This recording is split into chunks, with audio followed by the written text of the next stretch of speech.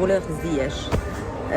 Tellement je l'aimais, tellement je le déteste maintenant. Salam à tous et je suis très heureux de vous retrouver pour une nouvelle vidéo. Aujourd'hui, petit épisode de l'actu des Lions. On va revenir sur les dernières informations que l'on a pu entendre concernant le football marocain et on va principalement revenir sur cette petite polémique autour d'Hakim Ziyech. Ensuite, on verra également le cas Brahim Diaz parce qu'il y a du nouveau vis-à-vis de ça et également plein d'autres informations dans cette vidéo. Donc en tout cas, n'hésite pas à rester jusqu'au bout de celle-ci. Comme d'habitude, juste avant qu'on commence avec cette vidéo, si ce n'est pas fait, je t'invite à t'abonner, à liker et à commenter cette vidéo et un très grand merci à l'ensemble des personnes qui feront ça. On va commencer par parler de cette micro-polémique autour du comportement d'Hakim Ziyech causée par une story Instagram publiée par l'actrice chanteuse Fatih Jamali. Alors j'avais pas forcément prévu de parler de ça en vidéo, mais vu comment c'est en train de prendre de l'ampleur, je me suis dit vraiment qu'il fallait parler de cette histoire. Donc en tout cas, je vous laisse avec la petite vidéo et on en parle juste après. أكبر متكبر لقيته في حياتي كوم باغازار دابا في المول. هو فوتبولور مغربي ومع كان معايا صحاباتي ماشي مغربيات و il était à côté donc قلت ليه يلا قلت ليه هاي كيخنزر مي فريمون سيد il est pas normal جا عند واحد المغربي قمعو مي سي انكرويابل. دابا داخله لوتيل شفت وحده الباب قلت ليه راه اتس نوت نايس قلت ليه فاك زعما سي انكرويابل. شكون هو الفوتبولور زياش tellement je l'aimais, tellement je le déteste maintenant. Donc déjà dorénavant, avant de réagir directement à cette story et de vous donner mon avis, j'avais envie d'effectuer une petite parenthèse pour vous dire tout simplement que lorsque les footballeurs professionnels reviennent à leur meilleur niveau, toujours, quoi qu'il arrive, il y a une polémique qui se cache derrière. N'oubliez pas que Achraf Hakimi était dans des polémiques il y a quelques mois justement avec sa femme. C'était également la même cas de figure pour plein d'autres joueurs. Et donc là, on voit que Hakim Ziyech est vraiment très en forme du côté de Galatasaray. Bah forcément, qu'est-ce qu'il fallait pour venir casser, venir gâcher ça? Fallait tout simplement, encore une fois, inventer une petite histoire pour peut-être raconter des choses qui sont un petit peu déformées parce que oui, c'est pas impossible que Hakim Ziyech ait vu tout simplement cette femme-là et lui ait tout simplement pas répondu, lui a même pas lâché un regard. Ça, c'est tout à fait possible, mais c'est peut-être que justement, il était occupé, il avait peut-être quelque chose de prévu, il n'avait pas forcément la tête à ça. On n'est pas dans la tête des gens, encore une fois, on ne sait pas s'ils ont perdu un proche, si ils sont pas dans le mood. Enfin voilà, il y a plein de choses à prendre en compte vraiment. Et ça me surprend beaucoup parce que Hakim Ziyech, lorsque tu lui dis Morocco, rien que quand il sort du bus de Chelsea, il va venir te voir. Si tu l'appelles, il va également venir prendre une petite photo. Alors oui, il aime bien être dans le style, il aime bien se faire aimer, on le connaît Ziyech, mais moi, en tout cas, ce qu'elle raconte dans la story, ça me surprend beaucoup venant d'un joueur comme Hakim Ziyech, quoi. Après, par rapport à cette vidéo, si on va dans le sens de ses propos, bah franchement, c'est assez choquant ce qui s'est passé du coup, parce que apparemment, Ziyech, il l'a juste insulté comme ça gratuitement. Alors moi, je pense que déjà, lorsque tu insultes une personne, c'est que tu as des antécédents avec cette personne-là. Tu vas pas venir dans la rue et te mettre à insulter tout le monde. À ce moment-là, on appelle ça des problèmes psychologiques. Il faut justement aller à l'hôpital, il faut soigner ça. Mais je pense pas que Ziyech ait des problèmes psychologiques. Donc c'est pour ça que justement on se dit que cette story aujourd'hui, cette story Instagram, elle a été virale.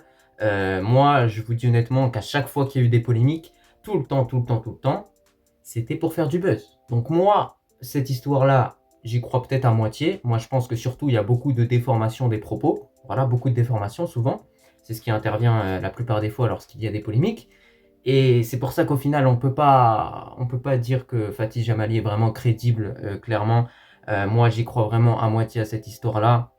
Et je pense que son but, et son unique but, c'était juste de créer du buzz en fait, tout simplement. Je vais même aller plus loin, je vais vous expliquer pourquoi c'est du buzz. Bah tout simplement parce que en ce moment, c'est qui le joueur marocain dont on parle le plus? C'est tout simplement Hakim Ziyech, parce qu'il a inscrit un doublé sur coup franc face à Manchester United, parce qu'il a ensuite marqué en championnat avec Galatasaray. C'est clairement le joueur marocain le plus en forme en ce moment. Donc forcément, sur quel joueur il fallait se baser pour créer du buzz, sur quelle petite anecdote elle avait du coup à sa disposition pour vraiment ramener le plus de monde sur sa page, c'était réellement en parlant d'une petite anecdote peut-être qui a intervenu et qui était il y a quelques mois, on sait même pas, ça se trouve. Donc en tout cas par rapport à cette histoire, j'y crois pas du tout, n'hésitez pas à me dire ce que vous en pensez en commentaire. En tout cas voilà, j'en parle encore une fois parce que Hakim Ziyech est un joueur de notre équipe nationale, il faut en parler, il est en forme, faut pas le déconcentrer, faut justement qu'il reste focus sur le football parce que voilà, si on commence à le mettre dans des polémiques d'un côté, de l'autre côté, etc., le joueur ne va pas pouvoir se concentrer et c'est dommage parce qu'en ce moment on voit qu'il est en pleine forme, qu'il est épanoui. Donc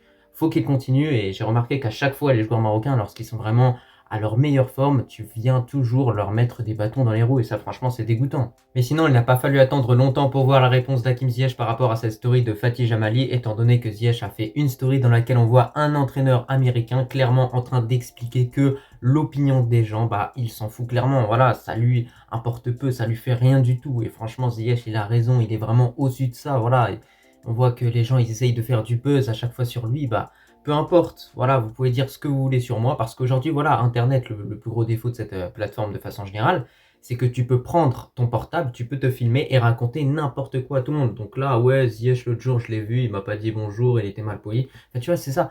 On peut vraiment tout créer, on peut tout inventer, et c'est vraiment ça, peut-être, le plus gros problème d'Internet, en fait. C'est que maintenant, sans preuve, sans rien, tu peux tout raconter et tu peux réellement impacter des gens, parce qu'après, il y a des gens qui vont croire ça, et du coup, bah, forcément, ça salit clairement la réputation d'Hakim Ziyech. Après cette petite polémique par rapport à Hakim Ziyech, on va maintenant pouvoir parler de Brahim Diaz et parler réellement de football. Et bah concernant Brahim Diaz, je vais pas vous annoncer des bonnes nouvelles. Clairement, le coach espagnol a clairement affirmé que Brahim Diaz voulait jouer pour l'Espagne et justement, il est en train de voir qu'avec le Real Madrid, au fur et à mesure du temps, ses performances s'améliorent. Donc forcément, il a en tête son petit plan de convoquer Brahim Diaz pour l'Euro. Bah écoutez, moi j'ai envie de vous dire que écoutez, les Espagnols ils font ce qu'ils veulent. Voilà, nous on accueille les joueurs qui ont envie de venir en équipe nationale. Ceux qui hésitent trop, bah au final on les laisse aux autres nations tout simplement parce qu'on peut faire autrement. On a plein de joueurs de qualité dans notre effectif. Regardez les performances de Seth Barry en Ligue des Champions. Vous croyez vraiment qu'un Brahim Diaz, on va se mettre à pleurnicher devant lui? Non les gars, faut arrêter au bout d'un moment. Donc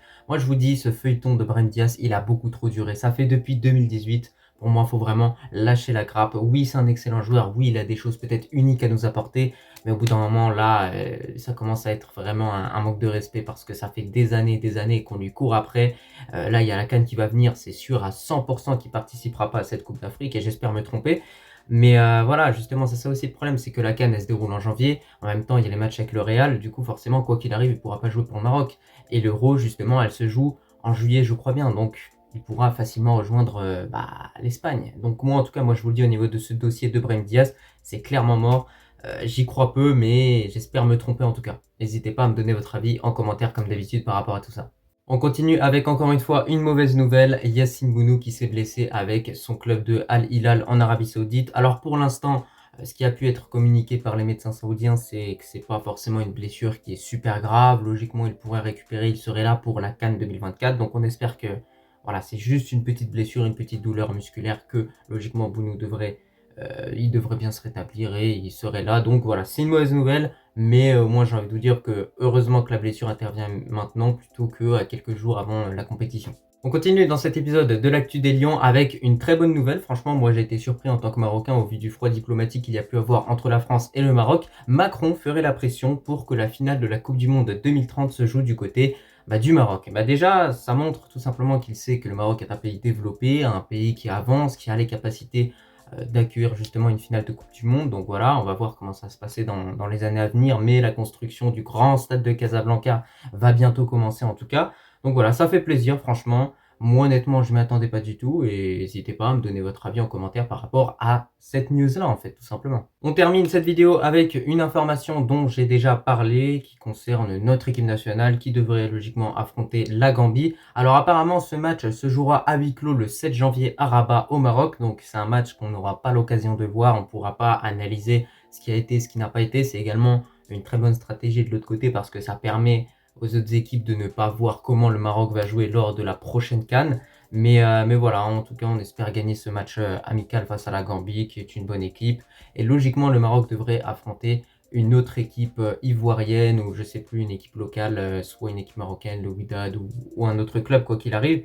Donc voilà, ça va être intéressant, ça va permettre de peaufiner la préparation et logiquement, notre équipe sera vraiment prête pour la prochaine CAN.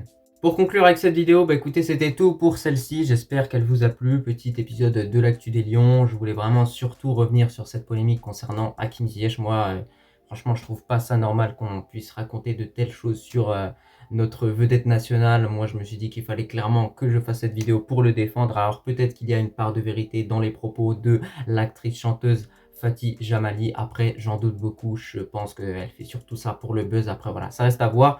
Encore une fois, moi je vous ai juste donné mon avis, n'hésitez pas à donner le vôtre en commentaire. En tout cas, j'espère que cette petite vidéo t'a plu. Moi, je te remercie si tu l'as regardée dans son entièreté et je te dis tout simplement à la prochaine.